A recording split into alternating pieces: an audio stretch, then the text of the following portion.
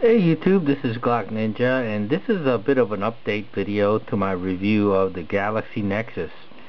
And in the past, you're going to find that I've pretty much trashed this phone and negatively and highly criticized this phone in the past. And if you go through the comment section of the video channels that I visited in reference to this phone, I've never really said anything really nice about this phone. But come to find out, most of that opinion was formulated because of user error, actually, and I'm man enough to admit that. One of the main complaints I used to have about this phone was that when you go to the navigation GPS turn-by-turn application, it didn't understand what I was putting in when I was doing it through speech. I always had to type in the address. And the reason it didn't understand what I was saying was because when I used to have the Motorola Droid, with the Motorola Droid, I used to have to say directions to and then the address in order for the phone to understand where I was going. Well, in this phone, the Galaxy Nexus, all you have to say is the address. You do not have to say directions to.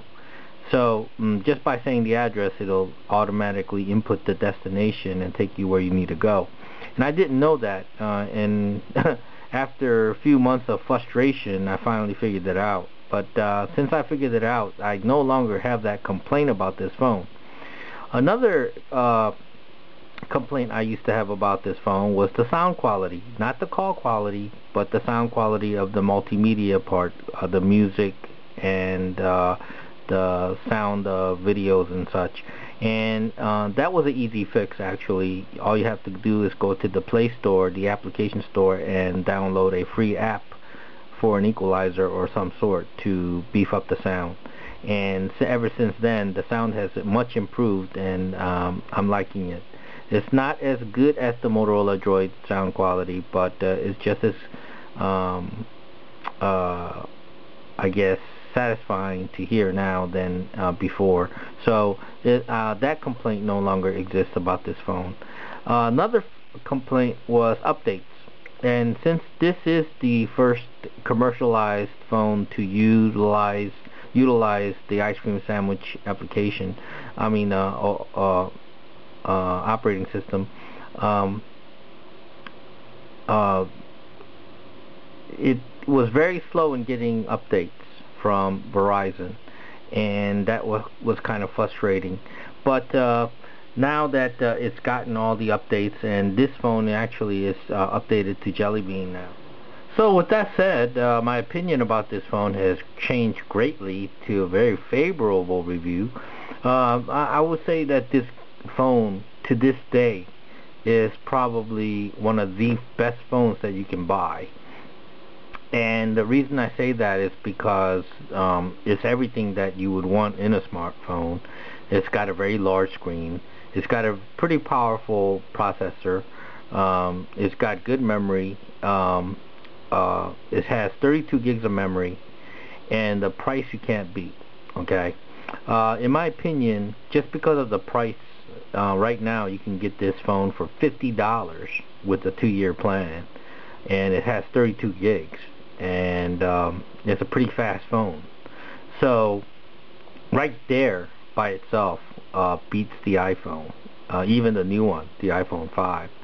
So this phone right here is essentially the iPhone killer, even at this juncture.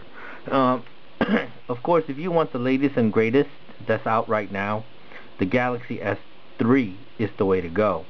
That phone is going to be $200 for the 16 gigabyte model with a 2-year plan, and that phone right there beats the heck out of the iPhone, even the new one.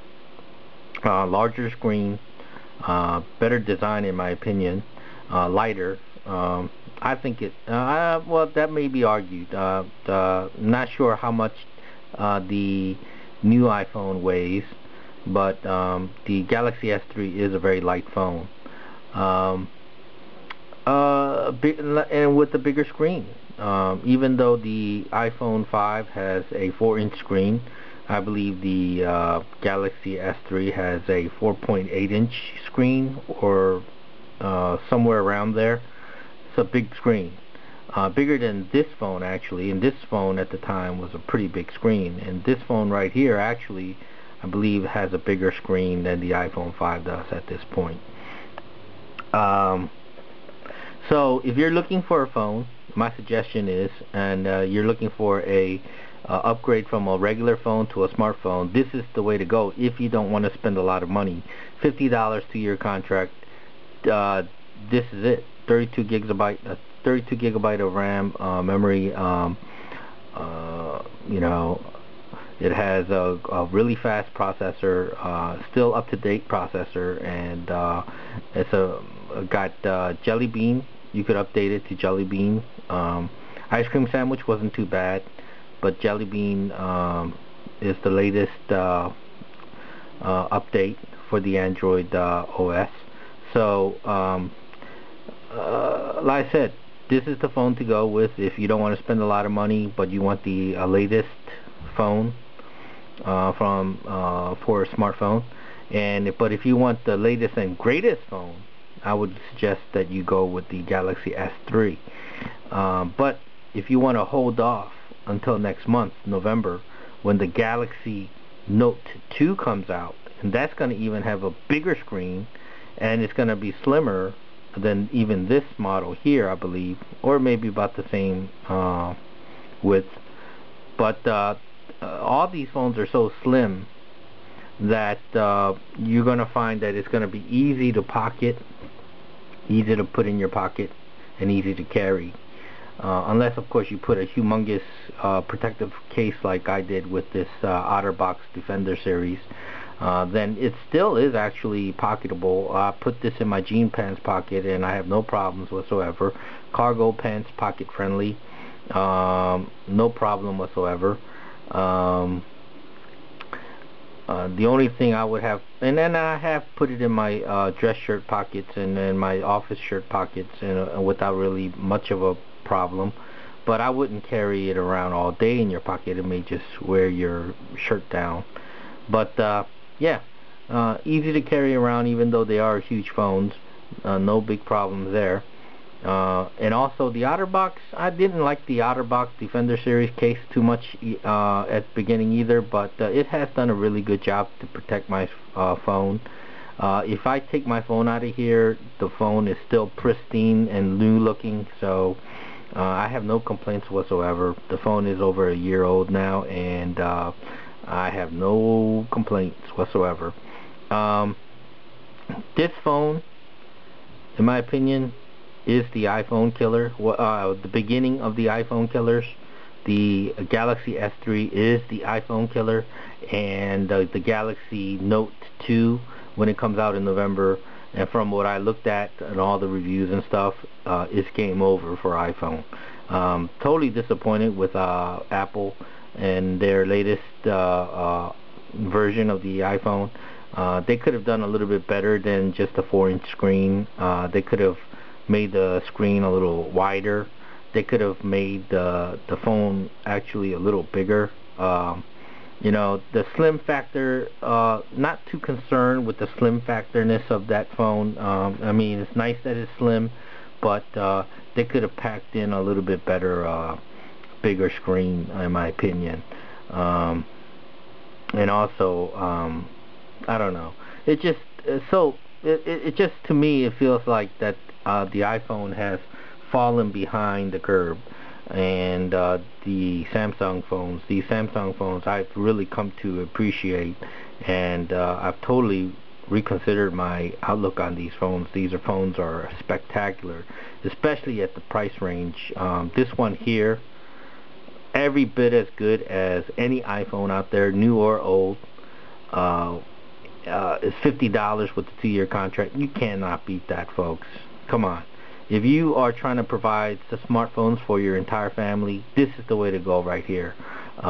It's ridiculous that the iPhone is 16 gig for how much, and 32 gig for how much even more than. I mean, it's just ridiculous.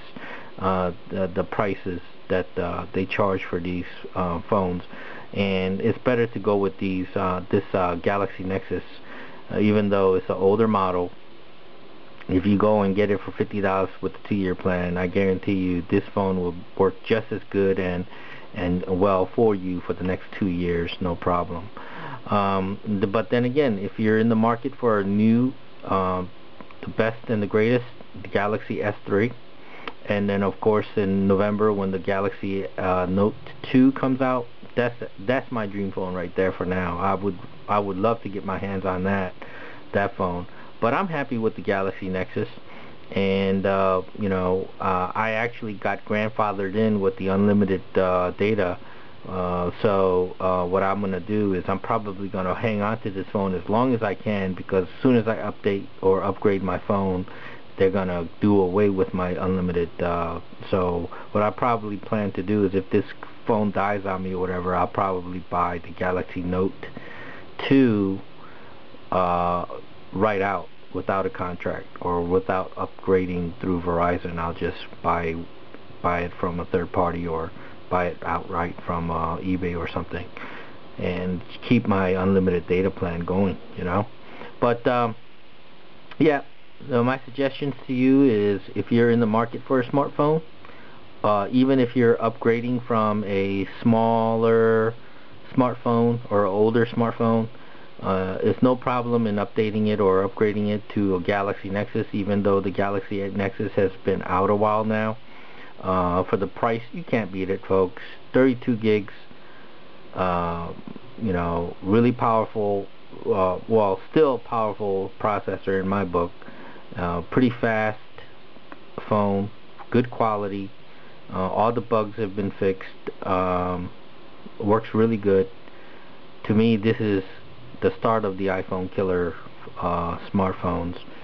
So go check it out and play around with it at the nearest phone dealership wherever you are, and I guarantee you'll like it. Hold it in your hands. If you take the phone out of this case, I guarantee you'll love the fit and finish quality of it. A lot of people say that Samsung phones feel cheap in their hands. They don't know what they're talking about, folks. The reason it feels cheap in their hands is because it's very light for what you get. It's a big phone and it feels light. That's why it feels cheap in your hands.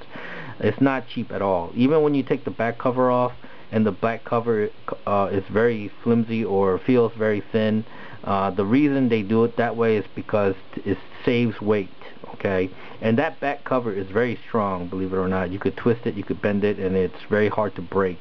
So it's not that it's flimsy or anything like that. It's very strong, it's very tough, chewy backing on it. So don't be discouraged by the way it feels. They do it on purpose to make the phones very light. It's built so that you can stick it in your office shirt or your blouse or your flimsy clothing, and it's supposed to feel light in your pocket all day. That's why they make it light. Okay, just because a phone has to has to be heavy or feel like a brick in your pocket doesn't mean a quality build. Okay. And besides, if you're worried that much about the quality or flimsiness of a phone, put a nice protective case on it like this, and you shouldn't have to worry too much about it. But anyway, that's the review of the update of the Galaxy Nexus. Anything I've said negative about this phone, I take it all back. This is a great phone. Go try it out, and for the price, you can't beat it. And I guarantee you that you'll be a much happier. Your pockets will be much happier. Your wallet will be much happier with this phone. To me, I take this phone over an iPhone 5 any day. Alright,